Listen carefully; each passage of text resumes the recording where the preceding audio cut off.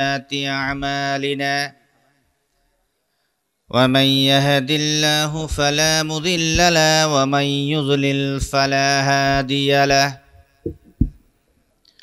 أشهد أن لا إله إلا الله وحده لا شريك له وأشهد أن محمدا عبده ورسوله الذي أرسله بالحق بشيرا ونذيرا وداعيا إلى الله بإذنه وسراجا منيرا وقد قال الله تعالى في كلامه المجيد والفرقانه الحميد وأعوذ بالله من الشيطان الرجيم بسم الله الرحمن الرحيم يا أيها الناس اتقوا ربكم الذي خلقكم من نفس واحدة وخلق منها زوجها وبث منهما رجالا كثيرا ونساء واتقوا الله الذي تساءلون به والأرحام إن الله كان عليكم رقيبا يا أيها الذين آمنوا اتقوا الله حق تقاته ولا تموتن إلا وأنتم مسلمون يا أيها الذين آمنوا اتقوا الله وقولوا قولا سديدا يصلح لكم أعمالكم ويغفر لكم ذنوبكم ومن يطع الله ورسوله فقد فاز فوزا عظيما وقال تعالى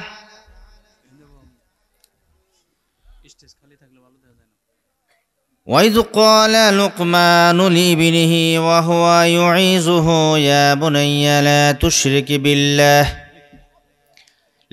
تشرك بالله إن الشرك لظلم عظيم ووصينا الإنسان بوالديه حملته أمه وحنا على وحن وفصاله في عامين أن اشكر لي ولوالديك إلي المصير نحمده ونصلي على رسول الكريم أما بعد সমস্ত প্রশংসা সমস্ত গুণগান সেই মহান আল্লাহ রব্বুল আলামিনের জন্যে যেই মহান আল্লাহ রব্বুল আলামিন আমাদেরকে আজকে বরবারি দক্ষিণ চকপাড়া ওয়াক্তিয়া মসজিদ এবং ফুরকানিয়া মাদ্রাসার উন্নয়ন কল্পে আজকে এখানে আসার বসার এবং কিছু শোনার তৌফিক দান করেছেন সে আল্লাহর শুকরিয়া আদায় করি আলহামদুলিল্লাহ আবারও তার শুকরিয়া আদায় করি আলহামদুলিল্লাহ দরুদ এবং সালাম বর্ষিত হোক আমাদের প্রিয় নবী জনাবে মুহাম্মদ রাসূলুল্লাহ সাল্লাল্লাহু আলাইহি ওয়াসাল্লামের উপর আজকের এই আলোচনা সভার আজকের এই মাহফিলের সম্মানিত সভাপতির পদ অলংকৃত করেছেন আমাদের আহলে হাদিস সমাজের একজন খ্যাতিমান আলেম প্রবীণ আলেম বল্লাল মোকাররম আহলে হাদিস জামে মসজিদের সম্মানিত ইমাম আমাদের কালিহাতী থানার কালিহাতী উপজেলার সম্মানিত সভাপতি বাংলাদেশ জমিয়ত আহলে হাদিস কালিহাতী থানা শাখার সম্মানিত সভাপতি আলহাজ শফিকুল ইসলাম সাহেব আলোচনা পেশ করবেন দেশবরেণ্য আলেমদের মধ্যে রয়েছেন আমন্ত্রিত ওলামায়ে কেরাম মাওলানা আব্দুল হান্নান নাদিবি, আজকে আলোচনা পেশ করবেন বল্লা আহলে হাদিস জামে মসজিদের সম্মানিত ইমাম ও খতিব আমার ভাই মাওলানা ওবায়দুল্লাহ বিন আব্দুল ওয়াহিদ। বক্তব্য পেশ করেছেন মাওলানা উসমান গনি। পরিচালনায় রয়েছেন আমার আন্তরিক এবং অন্তরের ভাই মাওলানা কারি হাসানুর রহমান। আমার সামনে উপবিষ্ট রয়েছেন দিনদার ইমানদার মুসলিম ভ্রাতৃমণ্ডলী, মুরব্বিয়ানে কেরাম, ছোট কচি বাচ্চারা, আমার আদরের কলিজার টুকরা আমার সন্তান, সারা বিশ্বব্যাপী ইসলামকে ছড়িয়ে দেওয়ার জন্য বর্তমান যে মিডিয়া, সেই মিডিয়ার সম্মানিত ভাইরা, পর্দার আড়ালে আমার মা ও বোনেরা এবং প্রবাস থেকে যারা আমাদের এই আজকের এই মাহফিল শুনছেন, সবাইকে জানাচ্ছি আমার আন্তরিক সালাম। আসসালামু আলাইকুম ওয়া রাহমাতুল্লাহি ওয়া বারাকাতুহু। আমি আমার বক্তব্য নিয়ে এসেছিলাম একটা, কিন্তু পরিবেশ পরিস্থিতি এবং আমার সভাপতির কথাকে সামনে রেখে আমি আমার বক্তব্যকে অন্যদিকে নিতে চাই।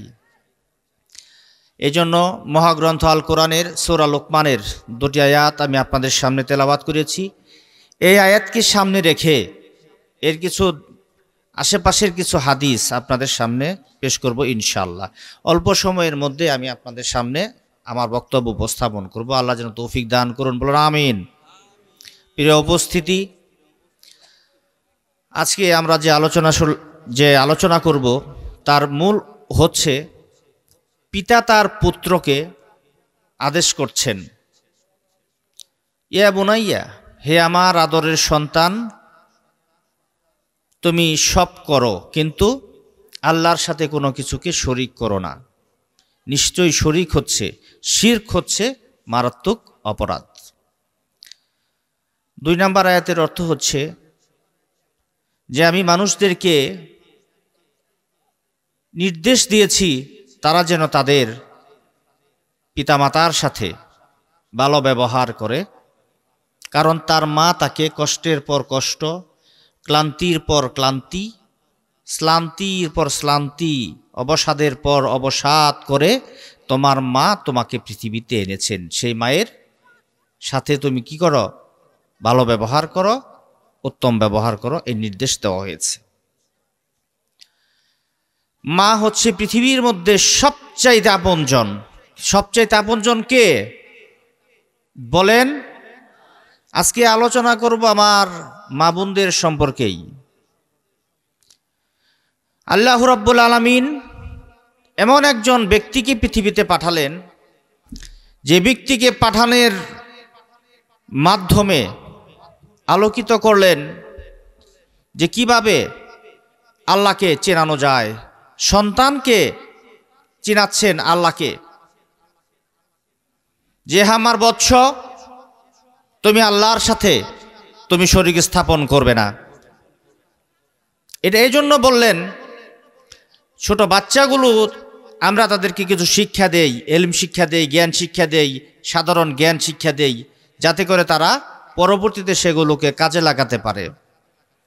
পিতা তার ছেলেকে সম্বোধন করে বলছেন, ইয়া বুনাইয়া, হে আমার কলিজার ছেলে, কলিজার টুকরো, লা তুশরিক বিল্লাহ, তুমি আল্লাহর সাথে শিরক করো না। ইন্না শিরক লাযুলমুন আযীম, নিশ্চয়ই শিরক হচ্ছে সবচেয়ে পাপাচার। আল্লাহ রাব্বুল আলামিনের কাছে আল্লাহকে যখন পরিচয় করে দেওয়া হলো তার ছেলেকে, ছেলের সামনে যখন আল্লাহর অস্তিত্ব সম্পর্কে ধরা হলো, তার উলুহিয়াত সম্পর্কে যখন ধরা হলো, আল্লাহর ব্যক্তিত্ব সম্পর্কে যখন ধরা হলো, তখন আল্লাহ রাব্বুল আলামিন অত্যন্ত খুশি হলেন। খুশি হয়ে পরবর্তীতে আয়াত নাজিল করে দিলেন, যা কোরআনের মধ্যে আল্লাহ লিপিবদ্ধ করে দিলেন। হযরত লোকমান নামের একটি ছোরা আল্লাহ রাব্বুল আলামিন কোরআনে সন্নিবেশিত করে দিলেন, যে আমার পরিচয় লোকমান তার ছেলের মাধ্যমে আমাকে প্রকাশ করালো।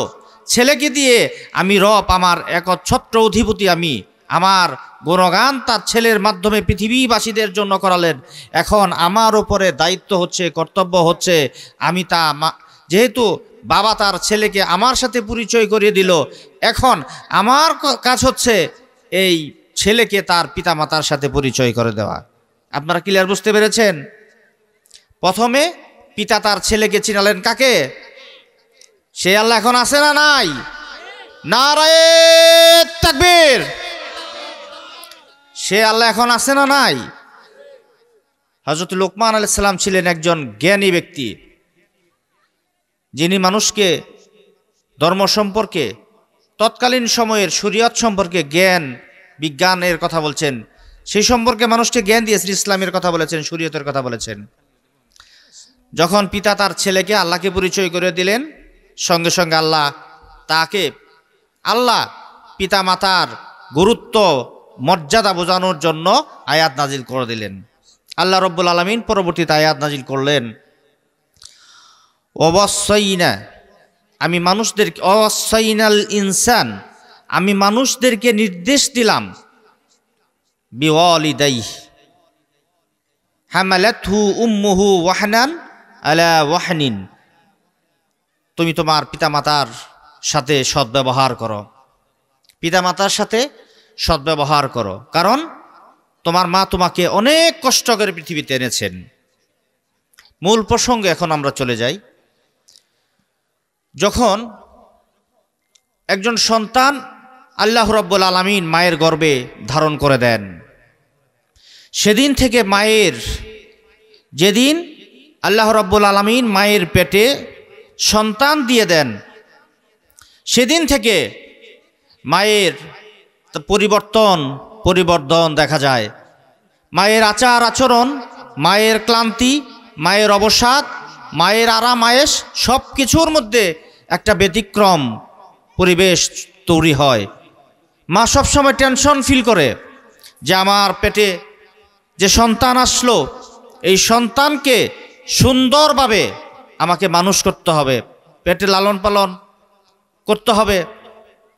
দীর্ঘ 9 মাস মায়ের গর্ভে সেই সন্তান বিভিন্ন পদ্ধতিতে নাপাক রক্তের মাধ্যম থেকে শুরু করে বিভিন্ন পর্যায় পর্যন্ত আল্লাহ রাব্বুল আলামিন সন্তানকে মায়ের পেটে পরিপূর্ণ করে দেন।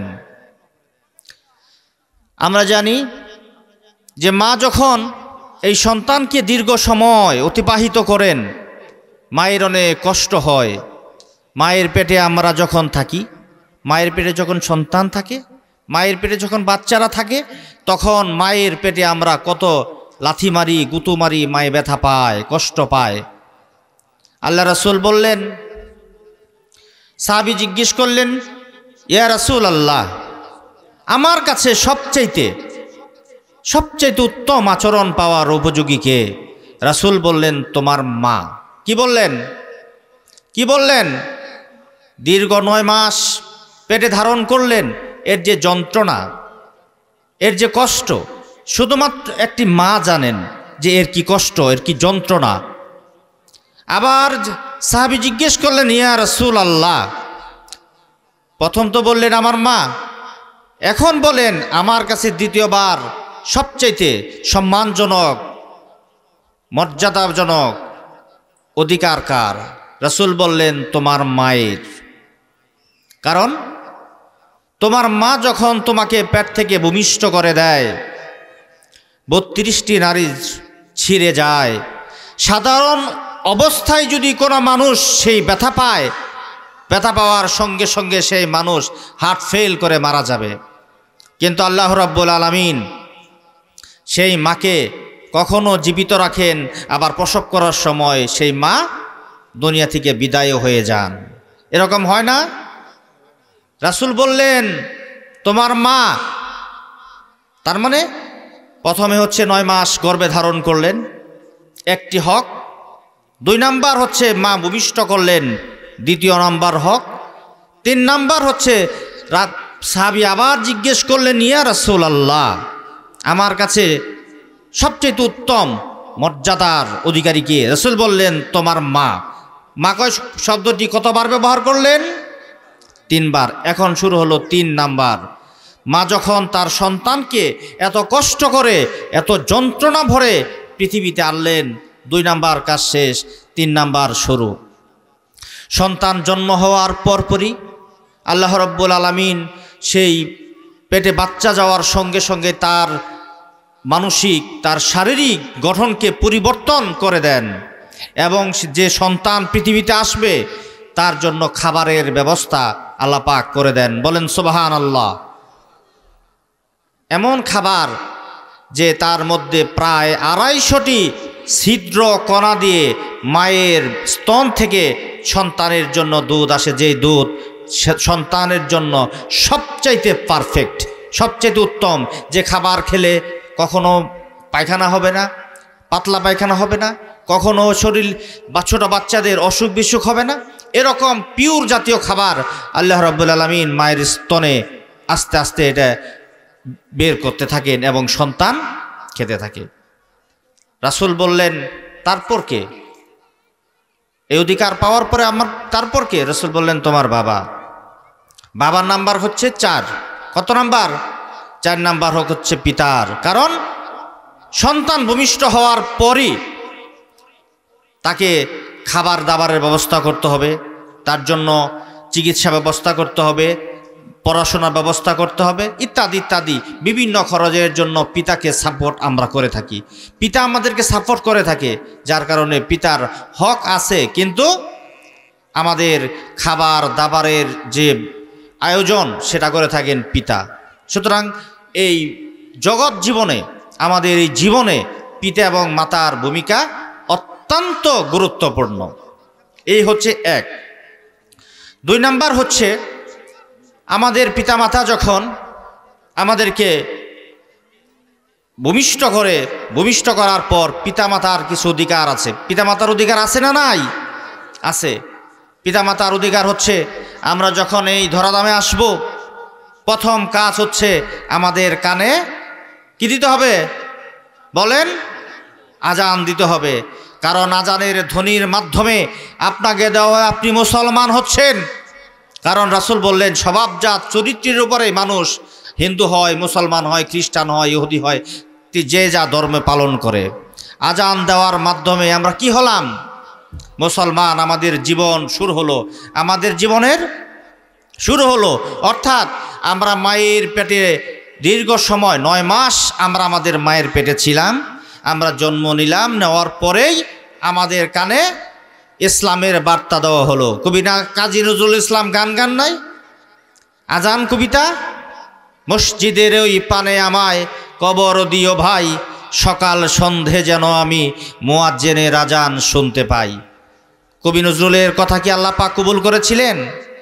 এতদিন তার মর্যাদা ছিল না, কিন্তু বর্তমান সময়ের আমাদের যে শিক্ষার্থীরা রয়েছেন, শিক্ষকরা রয়েছেন, তারা সেই কবিকে এমন ভালোবেসেছেন যে সময়ে আমাদের পক্ষে, মুসলমানদের পক্ষে, ইসলামের পক্ষে কলম ধরার কোনো ব্যক্তি ছিল না, কোনো লোক ছিল না।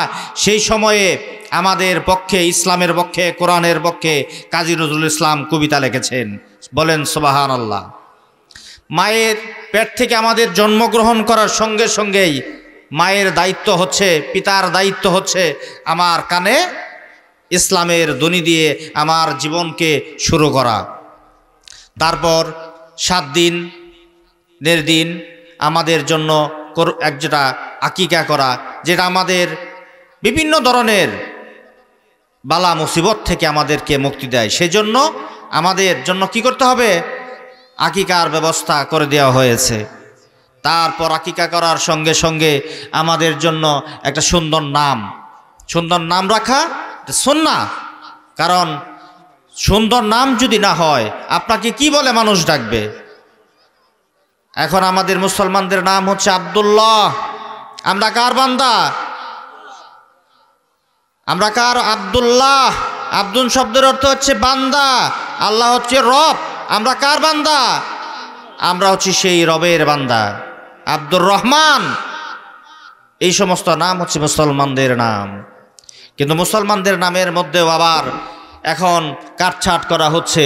মুসলমানদের নামের মধ্যেও এখন কিছু করা হয়েছে, এই ভিতরে এমন কিছু নাম দেওয়া হয়েছে যেমন ফুল, ফল ইত্যাদি ইত্যাদি নাম দিয়ে মুসলমানদের নামকে কলঙ্কিত করা হচ্ছে। সুতরাং আমাদের জন্মের পরে প্রথমেই কাজ হচ্ছে আমাদেরকে মুসলমানের যে ধ্বনি আজান, এটা পিতামাতার দায়িত্ব এবং কর্তব্য। তারপরে সুন্দর নামের ব্যবস্থা করতে হবে, আকিকা করতে হবে। শুধু তাই নয়, পিতামাতার কাজ হচ্ছে সন্তান যখন বড় হবে, আস্তে আস্তে বড় হবে, বড় হওয়ার সঙ্গে সঙ্গে তাকে আদব কায়দা, আদব শিষ্টাচার বিভিন্ন জিনিস পিতামাতার দায়িত্ব হচ্ছে তার সন্তানকে শিক্ষা দেওয়া। তারপরে হচ্ছে সন্তানকে এমন কিছু শিক্ষা দিতে হবে যে শিক্ষার মাধ্যমে সমাজ দেশ আলোকিত হয়, ইসলামের খেদমতে যেন হয়। এমন একটা সন্তান আপনি চান যে সন্তান ইসলামের জন্য মনোনীত হয়, এই জন্য তাকে ইসলামী শিক্ষায় শিক্ষিত করতে হবে। ইসলামী শিক্ষার অর্থ এই নয় যে শুধুমাত্র তাকে হেফজুদে পড়তে হবে, মাদ্রাসায় পড়তে হবে, এটা নয়। তাকে ইসলামী শিক্ষা অর্থ হচ্ছে কোরআন শিখতে হবে, হাদিস শিখতে হবে, পাশাপাশি সে অন্যান্য জ্ঞান অর্জন করতে পারবে। এজন্য তাকে সাধারণ জ্ঞান, বিজ্ঞান, দর্শন, ইতিহাস, নৃবিজ্ঞান ইত্যাদি সব শিক্ষা মানুষ মায়ের কাছ থেকে পায়। মনীষী বলেছেন, তোমরা আমাকে একটা সুন্দর মা দাও, আমি তোমাদেরকে একটি সুন্দর জাতি উপহার দিতে দেব। তাহলে সমাজে, রাষ্ট্রে এবং পরিবারে মায়ের ভূমিকা আছে না নাই? কথা বলেন।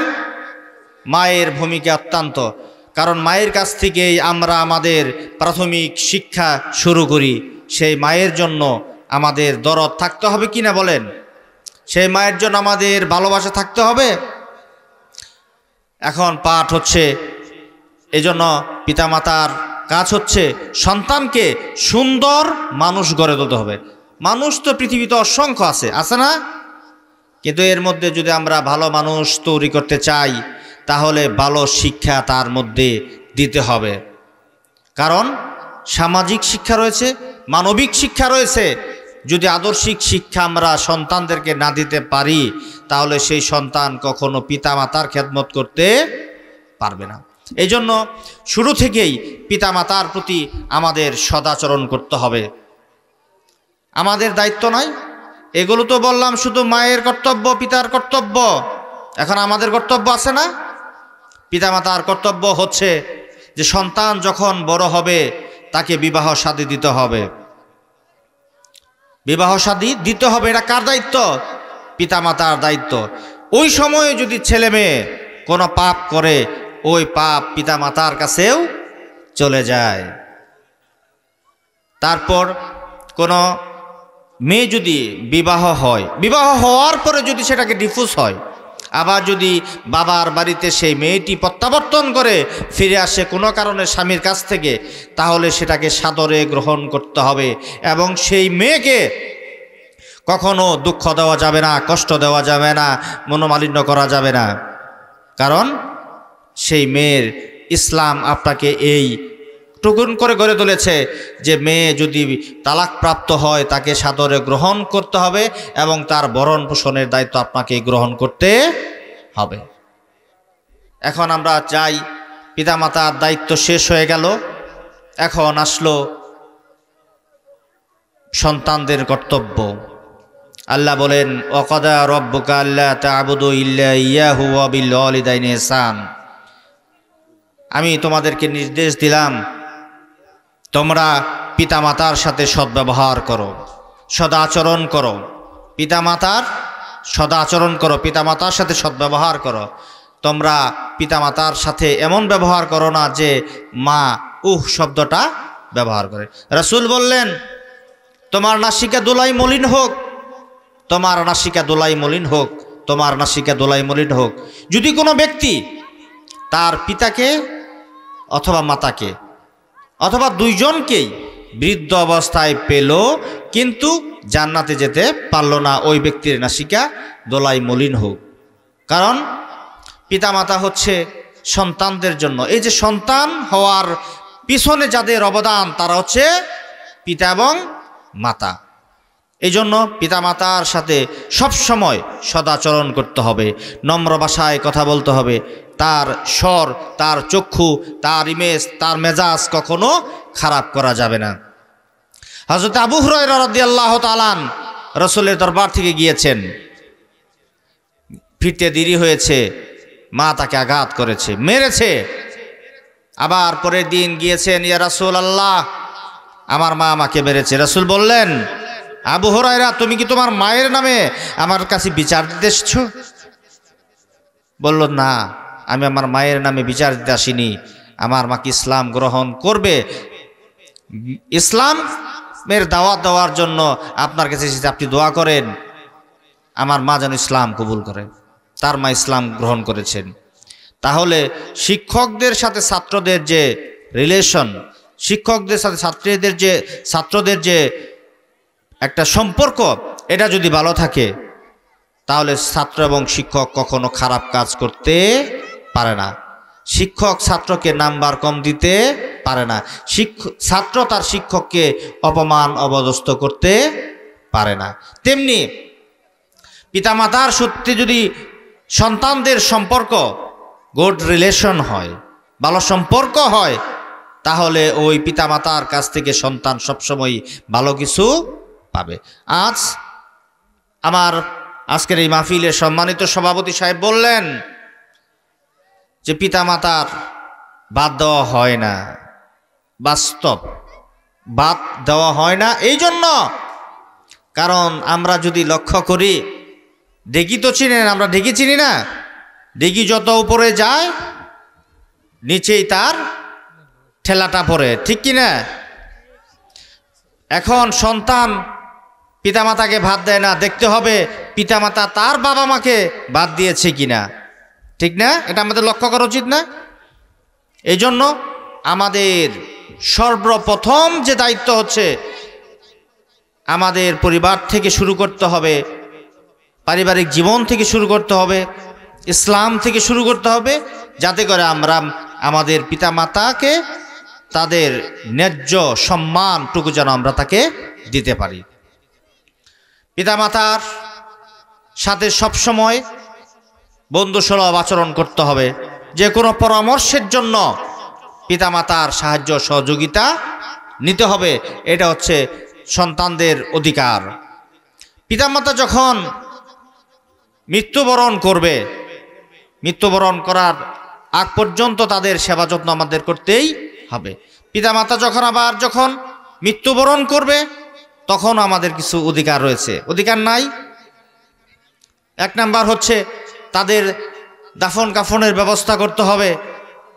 আমাদের পিতারা যদি ঋণগ্রস্ত থাকে, তাহলে সেই ঋণ পরিশোধের দায়িত্ব তার সন্তান সন্ততির উপর বর্তায়। এই জন্য তার ঋণ পরিশোধ করতে হবে। যদি কোনো ওসিয়ত করে যায়, পিতা যদি কোনো ওসিয়ত করে যায়, সন্তানের দায়িত্ব এবং কর্তব্য হচ্ছে সেই ওসিয়ত পূর্ণ করা। তারপরে হচ্ছে সম্পত্তি যদি রেখে যায়, সেগুলো সমবন্টন করা। আজ আমরা সব জায়গায় আমরা দেখতে পাই, সম্পদের লোভে ভাইয়ে বোনে সবাই আত্মীয় থেকে বিচ্ছিন্ন হয়ে যাচ্ছে। রাসূল বললেন, তোমরা যদি অধিক হায়াত পেতে চাও, তাহলে আত্মীয়তার সম্পর্ক তোমরা বজায় রাখো। ছেলে হচ্ছে 2টা বা 3টা, এক ছেলেকে বাবা বেশি দেয়, এক ছেলেকে কম দেয়, মেয়েদের ক্ষেত্রে কম। এটা তো ইসলাম এই নিয়ম আপনার জন্য চালু করে নাই।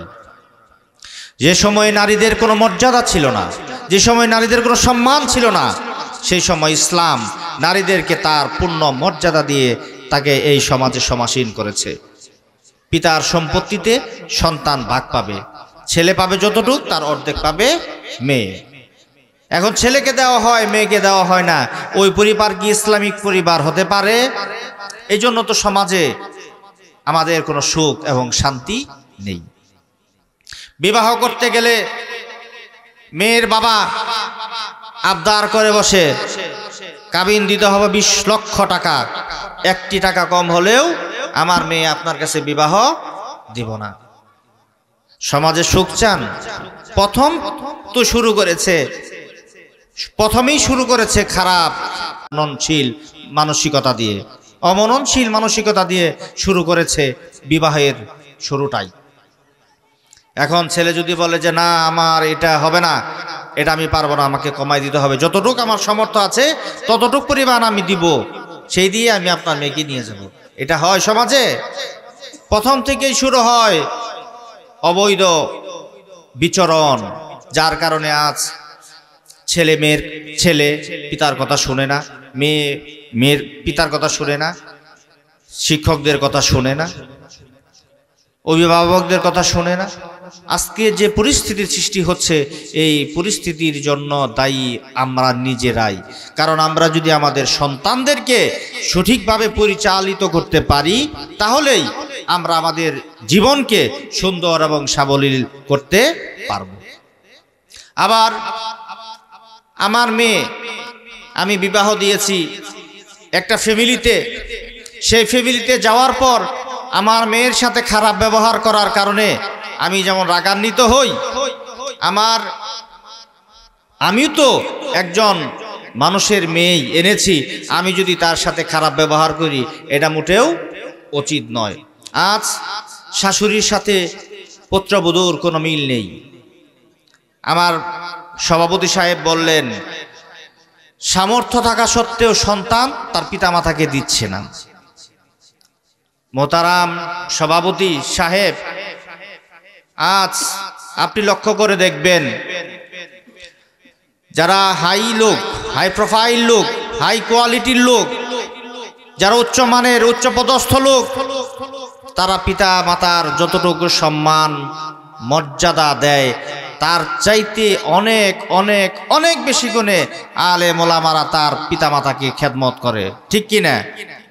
কিন্তু এত কিছু করার পরেও দেখা যায় মধ্যবিত্ত ছেলেবেলেরা তার পিতামাতাকে সেবা যত্ন করে।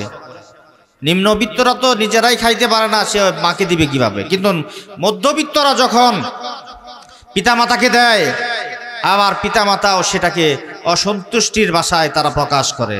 কিন্তু এটা অনুচিত নয়। আপনার সন্তান যখন বিবাহ করবে, বিবাহের আগ পর্যন্ত মায়ের কাছে ছেলেটা খুব সুন্দর থাকে, বিবাহ করার পরই ছেলেটি খারাপ হয়ে যায় বউ করে আসার সঙ্গে সঙ্গে। কারণ বউকেও দিতে হবে, তার মাকেও দিতে হবে, স্ত্রীকেও দিতে হয়, তার মাকেও দিতে হয়। এতে মা যদি ওই ছেলের ইনকাম সোর্সের উপর যদি টার্গেট না করে, ইনকামের উপর যদি তার না তাকিয়ে শুধু আমাকে দেয় না কেন, দেয় না কেন, দেয় না কেন এই যদি বলে, তাহলে সেই পিতামাতা কখনো সন্তুষ্ট অর্জন করতে পারবে না।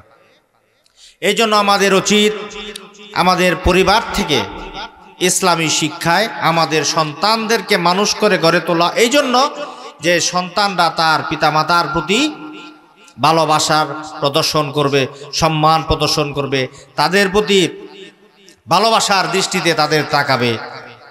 এই জন্য আমি আপনাদের কাছে উদাত্ত আহ্বান জানাই, আমাদের এই যুবক তরুণরা যারা আগামী দিনের আমাদের ভবিষ্যৎ, আমাদের এই বাচ্চাগুলো, এদেরকে যদি আমরা ইসলামী শিক্ষায় শিক্ষিত করতে পারি, তাহলে আগামী প্রজন্ম হবে একটি মডেল প্রজন্ম, যারা পিতামাতার খেদমতে অগ্রণী ভূমিকা পালন করতে পারবে। আলহামদুলিল্লাহ যে আমাদের এই আহলে হাদিস জামাতের, আহলে হাদিস সমাজের আমরা সবাই একে কাঁধে কাঁধ মিলিয়ে একটি সুন্দর সমাজ আমরা গঠন করেছি। এর যাতে আমরা এইটাকে ধরে রাখতে পারি, এর ব্যালেন্স জানি আমরা ঠিক রাখতে পারি, এই তৌফিক আল্লাহ আমাদের দান করুন, বলুন আমিন। আমরা যে আজকে আলোচনা শুনলাম, এই আলোচনাটুকু যেন আমাদের হৃদয়ে গেথে আমরা যেন পিতামাতার সাথে আমরা সদাচরণের মাধ্যমে আমরা যেন কিয়ামতের কঠিন ময়দানে আল্লাহর কাছে দাঁড়াতে পারি, যাতে আল্লাহ আমাদেরকে যেন কিয়ামতের কঠিন ময়দানে যেন আমাদেরকে নাজাত পাওয়ার ব্যবস্থা করে দেন, বলুন আমিন। আমাদের সন্তানদেরকে যেন ইসলামী শিক্ষার মাধ্যমে দেশ, জাতি, জনগণ এবং এই বাংলাদেশের স্বাধীনতা সার্বভৌমত্বের অতন্ত্র প্রহরী হিসাবে কাজ করে দেশকে যেন সামনের দিকে এগিয়ে নিয়ে যায়, এইরকম জ্ঞান মেধা আমাদের সন্তানদেরকে তুমি দান করে দাও। আমাদের এই আলেমদেরকে তুমি সুস্থ সবল রাখো, তাদের বলিষ্ঠ নেতৃত্বের মাধ্যমে দেশ এবং জাতিকে তুমি হেফাজত করো এবং তাদেরকে শক্তি সামর্থ্য অনুযায়ী তুমি তাদেরকে সুন্দর পরিবেশের মাধ্যমে নতুন একটি প্রজন্মকে তুমি শিক্ষা দেওয়ার তুমি তৌফিক দান করো। আজকে আলেমরা নির্দ্বিধায় নির্বিঘ্নে তাদের কথাগুলো ইসলামের কাছে, ইসলামের কথাগুলো আপনাদের সামনে তুলে ধরার কোনো বাধা বিঘ্নতা নাই। আলেমরা আজকে তাদের কথাগুলো মানুষের সামনে স্পর্শ করতে পারছেন। আল্লাহ রাব্বুল আলামিন যেন ভবিষ্যতে আলেমদের এই কণ্ঠকে যেন আমরা না থামিয়ে আলেমদের এই কণ্ঠকে যেন সারা বাংলাদেশে যেন ছড়িয়ে দিতে পারি। আল্লাহ আমাদের তৌফিক দান করুন আমিন। আমাদের মধ্যে যারা অসুস্থ রয়েছেন, আমাদের পিতামাতা, দাদা দাদি, নানা নানি, শ্বশুর শাশুড়ি, আমাদের আত্মীয় স্বজন যারা অসুস্থ রয়েছেন, আল্লাহ পাক সবাইকে সুস্থতা দান করে যেন আমরা সুস্থতা দান করে যেন সুন্দরভাবে এই জীবনে চলতে পারে এই ব্যবস্থা আল্লাহ পাক করে দেন। আমাদের আলেমদের সম্মান যেন আল্লাহ বাড়িয়ে দেন। আমাদের যারা এখানে রয়েছেন, যারা উপস্থিত অনুপস্থিত, সবাইকে যেন আল্লাহ ইসলামের পথে কবুল এবং মঞ্জুর করে নিন, বলুন আমিন। আজকে কথা বললাম, আপনাদের হয়তো আমি বোঝাতে পেরেছি যে পিতামাতার অধিকার সন্তানের উপরে এবং সন্তানদেরও কিছু কর্তব্য আছে পিতামাতার উপরে। আমরা যা শুনলাম এই বিষয়ে আমরা যেন আমল করে আল্লাহর কাছে বলতে পারি যে আল্লাহ আমরা পিতামাতার সাথে সদ্ব্যবহার করেছি, ভালো ব্যবহার করেছি, এখন আমাদের নাজাতের ব্যবস্থা করে দাও। আল্লাহ আমাদের তৌফিক দান করুন, বলুন আমিন। সুন্দর প্যান্ডেল করেছেন, আয়োজন সুন্দর হয়েছে। যেহেতু অনেক খরচ হয়েছে, তো খরচ তো দেওয়া সম্ভব নয়। আমি আপনাদের সামনে কথা বললাম, আপনারা আমাকে সময় দিয়েছেন, আপনারা আমাকে ভালোবেসেছেন, এই জন্য আপনারা আমাকে সময় দিয়ে দেওয়ার কারণে আমি আপনাদের প্রতি কৃতজ্ঞ এবং এই সম্মেলনের জন্য আমি আপনাদের ছেলে হিসেবে এই সমাজের জন্য 1000 টাকা দান করলাম। আল্লাহ যেন দান কবুল করুন, বলুন আমিন। আমাদের পিতামাতা সবাইকে যেন আল্লাহ সুস্থ রেখে মৃত্যুর আগ পর্যন্ত যেন ইমানের উপর অটল রেখে তাদেরকে মৃত্যু পর্যন্ত যেন সুস্থ রেখে আল্লাহ পাক কবরে নেয় এবং কবর থেকে তাদেরকে যেন জান্নাতের ওসিলা বানিয়ে দেয়, বলুন আমিন। আল্লাহ আমাদের সকলকে আমাদের নেক মকসুদকে পূর্ণ করুন, বলুন আমিন।